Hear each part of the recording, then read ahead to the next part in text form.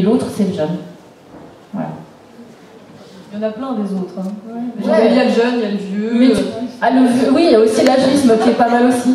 Mais le jeune, je trouve qu'il a quand même le bon dos, quoi. J'ai un jeune à la maison, tu m'inquiètes. Je sais pas, il a des tatouages? Pas encore, mais ça peut arriver. À qui les jeunes font peur? Je pense qu'il y a quelque chose d'intéressant dans ces dystopies, c'est peut-être justement qu'on essaye de leur dire si vous faites peur, c'est peut-être parce que vous avez du pouvoir. Et donc ce pouvoir, en effet, utilisez-le bien, mais ça va inquiéter des gens. Enfin, moi, je suis enseignante, je vois l'acculturation dans laquelle on plonge, à qui font peur nos jeunes. Parce qu'en les rendant moutons, finalement, ils feront moins peur, peut-être.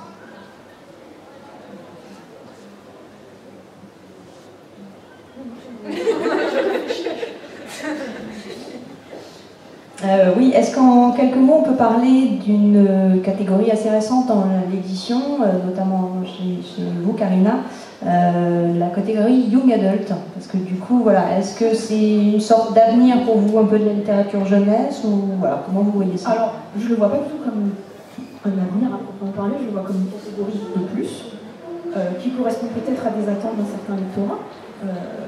J'écris pour les primaires, j'écris pour le collégien, j'écris pour les jeunes adultes. Et on me demande quand est-ce que j'écris un vrai livre, c'est-à-dire pour les adultes. Je dis jamais, j'aime que les faux livres.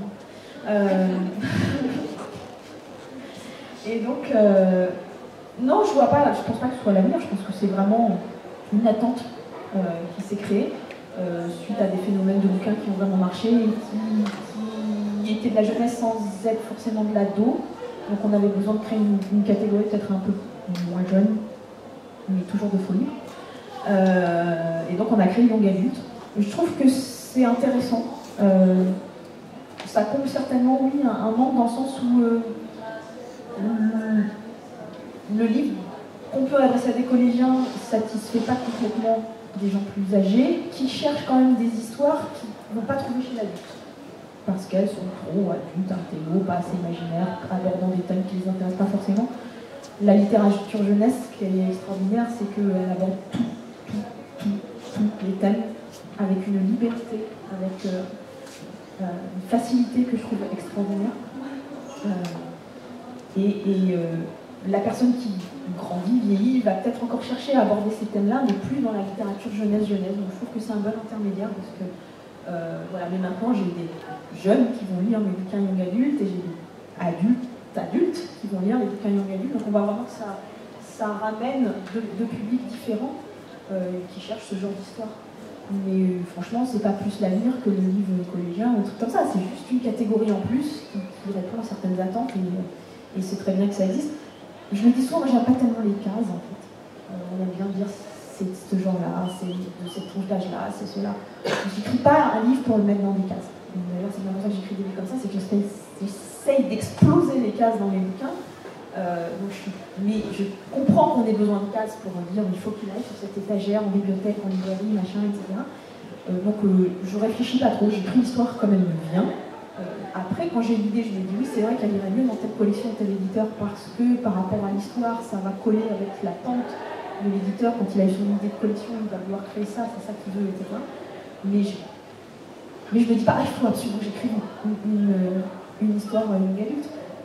La Symphonie des Abysses, quand il est sorti, tout le monde m'a dit c'est une dystopie. J'ai pas écrit ce livre en me disant faut que j'écrive une dystopie, c'est super la mode, tout ça. J'ai écrit cette histoire et pour moi c'était pas une dystopie. Mais tout le monde m'a dit mais si c'est une dystopie. Bon bah d'accord, si vous dites, moi j'ai eu rien contre cette dystopie, donc pourquoi pas, mais je ne l'ai pas écrit pour être une dystopie, je l'ai écrit pour être cette histoire-là, et puis bon, après les gens, comme je dis, ils aiment bien mettre des labels et tout. Voilà. Mais comme je dis, je pense que c'est une case en plus par rapport à tout ce qui existait déjà, et à mon avis, on va encore certainement trouver des nouvelles bientôt. Ouais, moi j'en ai une lecture un peu particulière de cette émergence du young adulte. Je fais partie de cette génération qui a grandi avec des romans jeunesse, et je suis une des premières générations à avoir vraiment grandi avec des romans jeunesse. Même mon grand frère et ma grande sœur qui ont 4-5 ans de plus, c'était pas autant, il y a eu une explosion, entre autres avec Harry Potter, qui est arrivé quand j'étais en 6e en France. Et du coup, on a grandi avec Harry Potter et il a grandi un peu moins vite que nous. Parce que J.K. Rowling écrivait un peu moins vite que nous on grandissait.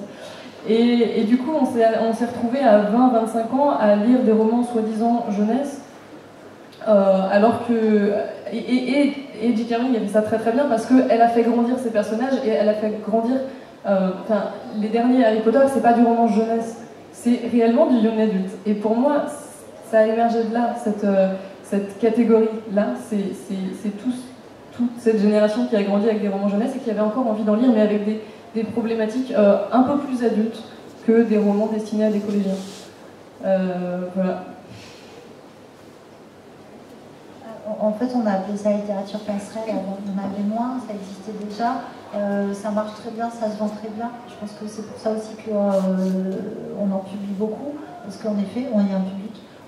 Et puis, moi qui suis un tout petit peu plus vieille que toi, je continue à en lire. Et puis surtout, je m'aperçois que finalement, pour essayer de nous rattraper, de continuer à nous vendre des bouquins, ils vont sans doute créer une catégorie jeunes-vieux, ou un truc de ce genre-là.